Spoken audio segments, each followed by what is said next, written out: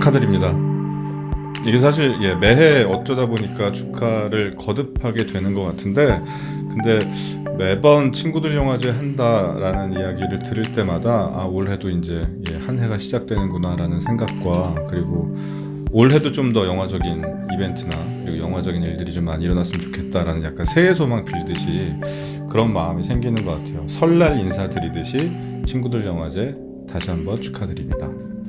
일단 극장 테마로 두 편 소개해달라고 이야기 들었을 때 저는 약간 자연스럽게 옛날 동시상영 극장 뭐 이런 거 생각났어요. 그게 이제 보통 두 편의 서로 다른 장르 영화를 두 편씩 묶어서, 그래서 재개봉이라고 하죠. 상영관에서 떨어진, 그러니까 종영을 한 영화들을 모아서 이제 상영을 하곤 했었는데, 근데 그 서로 각기 다른 장르 영화 두 편씩 묶는 그 프로그래밍의 안목이 늘 굉장히 탁월하고 재미있었던 것 같아요. 언제나 야한 영화 한 편을 기준으로 놓고 야한 영화 하나에 첨단 SF 영화 같은 거나 아니면 공포 영화 하나, 코미디 영화 하나 뭐 이런 식으로 늘 묶었던 것 같은데, 근데 그런 식의 이제 프로그래밍들이 뭔가 이 동시상영관이라는 그 극장의 그러니까 극장이라는 문화라는 것에 대한 약간의 고시대를 지나오신 분들은 향수 같은 게 있지 않을까라는 생각이 들어서, 그래서 동시상영관을 만약에 제가 운영을 하는 프로그래머라면은 어떤 영화, 어떤 장르를 묶을 것인가 뭐 이런 생각들을 좀 하다가 야한 영화는 안 꼽았고요. 공포 영화 한 편이랑 그리고 굉장히 달달하고 되게 로맨틱한 영화 이렇게 두 편을 뽑았는데, 하나는 로버트 와이즈 감독의 되게 오래된 클래식 공포 영화죠. 더 헌팅이라는 영화랑, 또 하나는 코폴라 감독의 마음의 저편이라는 영화, 이렇게 두 편을 꼽았어요.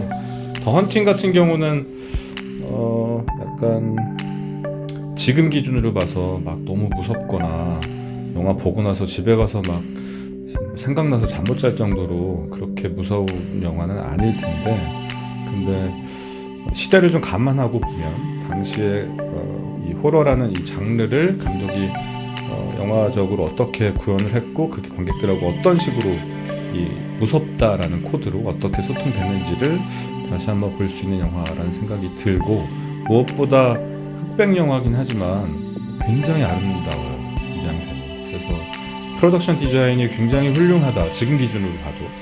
그리고 되게 작은 소품들 하나하나도 정말 작품이라고 부를 수 있을 정도로 굉장히 아름다운 영화라서 극장에서 큰 스크린으로 보면서 구석구석 미장센을 훑어보는 재미가 또 있을 것 같고, 그리고 클래식한 공포영화답게 리듬이 굉장히 느린 편이고, 그리고 카메라 이 워킹이나 이런 것들도 사실은 약간 좀 정적인 편이긴 한데, 중간중간에 좀 지금 봐도 좀 흥미롭다고 볼 수 있을 만한, 그리고 당시에는 굉장히 파격적이었을 굉장히 실험적인 카메라 워킹 같은 것들도 있어서, 그래서 영화적인 그런 되게 상징적이거나 실험적인 이런 영화적인 화법들을 지금 기준으로, 지금 시선으로 다시 봐도 흥미롭지 않을까 뭐 이런 생각이 들어서 더 헌팅을 선택했고요.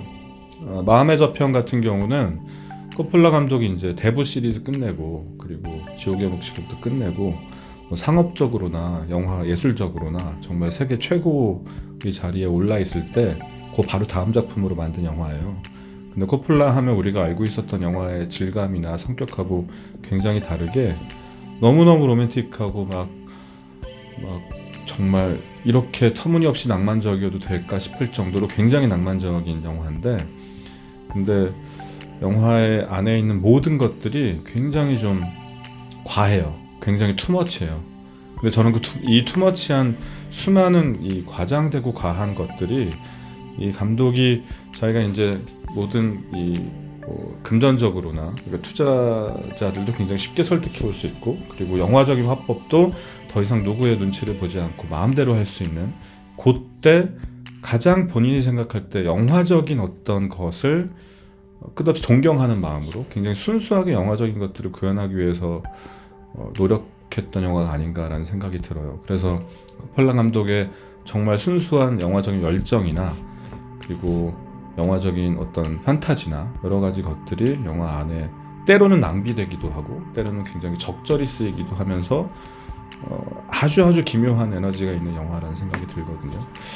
굉장히 유명한 영화라서 많이 아시는 분들도 계실 테고, 그리고 사실은 유튜브에 불법으로 올라가 있더라고요, 영화 전편이. 그래서 손쉽게 볼 수 있긴 한데, 이 영화를 극장에서 보는 체험은 사실 흔하지 않은 경우라서, 극장에서 제대로 된 프린트로 제대로 된 상영 환경에서 이 영화를 한번 관람해 보고 싶다, 그리고 그거를 관객들과 함께 보면서 이야기를 좀 나누면 재밌지 않을까라는 생각에서 선택했습니다. 일단 극장 가기 전에 나름대로 좋은 스크린을 좀 찾으려고 하고, 그리고 좋은 소리를, 웬만하면 좋은 소리가 있는 극장에 가려고 하는데, 근데 막상 극장 가서 영화 볼 때 제일 중요한 거는 함께 보는 관객들인 것 같아요. 요즘 말로 관크라고 하잖아요. 관크가 있느냐 없느냐. 그래서 이게 극장마다 약간 오는 사람들의 그 특성이나 성향들이 조금씩 다른 것 같은데, 근데 어떤 극장 가면 유독 관크가 많은 곳이 있고, 또 어떤 데 가면 또 되게 집중해서 열심히 정말 조용히 학습 분위기로 공부하듯이 영화 보는 곳이 있고 한데, 어떤 영화를 보느냐에 따라서, 어떤 영화는 진짜 사람들하고 막 이렇게 약간 왁자지껄하게 볼 때 더 큰 감동도 얻을 수 있고, 영화를 훨씬 더 잘 읽을 수 있는 그런 환경일 때도 있고, 때로는 정말 영화를 열심히 공부하듯이 그렇게 강의를 듣듯이 그렇게 봐야 또 영화를 잘 읽을 수 있는 영화들도 있어서, 어떤 관객들과 함께 보느냐, 이게 저한테는 좀 중요한 것 같아요. 근데 사실 아트 시네마 프로그래밍 너무 잘 해오고 계셔서, 그래서 뭐 더 이상 뭐가 있을까 싶긴 한데, 근데 옛날에 약간 이렇게 굉장히 신선하다 싶은 프로그래밍들이 1년에 적어도 한 3-4개 정도 있었는데, 요즘 그게 좀 줄어들고 있는 것 같아요. 그러니까 좀 사실 우리가 익히 알고 있는 영화, 무슨 교과서적인 책들이나 아니면 소위 말하는 고전 명작, 명감독, 이런 영화들은 그냥 머릿속에 이렇게 있잖아요. 근데 그런 영화들은 당연히 시네마테크가 많이 상영을 해주셔야 하는 약간의 책임감이 있으셔야 된다고 생각은 하는데, 근데 때로는 진짜 시대의 약간 모두가 미워했던 영화랄지, 모두가 거들떠도 보지 않았던 영화랄지, 정말 재능이 부족했던 감독들의 영화랄지, 근데 그런 영화들을 다시 봄으로 해서 그 시대를 또 다른 차원에서 좀 더 입체적으로 읽을 수 있는 그런 키를 또 얻을 수 있다고 생각되거든요. 그래서 정말 좋은 영화들 말고 나쁜 영화들, 불량한 영화들도 많이 발굴해서 많이 틀어주시면 좋겠다는 생각이 들어요.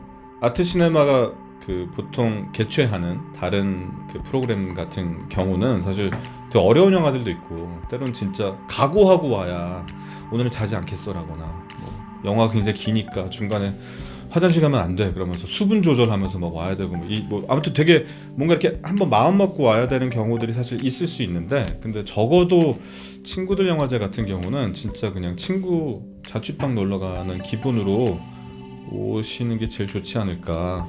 그냥 정말 친구가 추천해준 영화를 그냥 이렇게 과자도 먹어가면서 되게 가벼운 마음으로 보듯이, 그렇게 정말 가벼운 마음으로 와서 보시면 좋지 않을까. 그러고 나면 혹시라도 시간이 맞아서 GV를 함께 하시게 된다면, 그렇다면 정말 가벼운 마음으로 왔을 때 더 가볍게 이야기를, 더 많은 이야기를, 오히려 또 깊은 이야기를 나눌 수 있지 않을까 생각됩니다.